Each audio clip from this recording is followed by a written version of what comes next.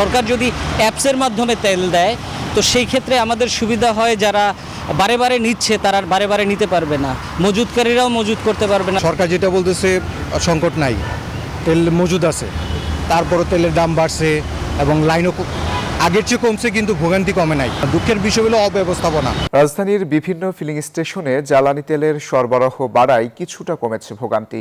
গ্রাহকদের অভিযোগ, জ্বালানির দাম বাড়ার পরও কাঙ্ক্ষিত তেল পাচ্ছেন না তারা। অবশ্য পাম্প কর্তৃপক্ষ বলছে শুক্রবার ডিপো থেকে তেল সরবরাহ বন্ধ থাকে, তাই ছুটির দিনে চাহিদা মতো জ্বালানি দিতে পারছেন না।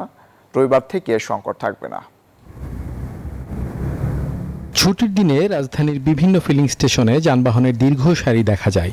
Spanish digital print tiles, ATI tiles, এক টাইলসে জীবন পার। তবে গত কয়েক সপ্তাহে তেলের জন্য স্টেশনে মোটরসাইকেল ও প্রাইভেট কারের যত লম্বা লাইন ছিল তা আজ অনেকটাই কম। গ্রাহকদের অভিযোগ, জ্বালানির দাম বাড়লেও কাঙ্ক্ষিত তেল পাচ্ছেন না তারা। এমনকি কিছু লোক লাইনের বাইরে থেকে এসে তেল নিয়ে যাচ্ছে, আর এজন্য প্রশাসনের নজরদারির অভাবকেই দুষছেন তারা। সরকার যদি অ্যাপসের মাধ্যমে তেল দেয় তো সেই ক্ষেত্রে আমাদের সুবিধা হয়, যারা বারে বারে নিচ্ছে তারা আর বারে বারে নিতে পারবে না, মজুতকারীরাও মজুত করতে পারবে না। সরকার যেটা বলতেছে সংকট নাই, তেল মজুদ আছে, তারপরও তেলের দাম বাড়ছে এবং লাইনও আগের চেয়ে কমছে, কিন্তু ভোগান্তি কমে নাই। দুঃখের বিষয় হলো অব্যবস্থাপনা। আপনার যে ঢাকা শহরের প্রত্যেকটা পাম্পেই তেল আছে, তো আপনার তো এত লাইন হওয়ার কথা না।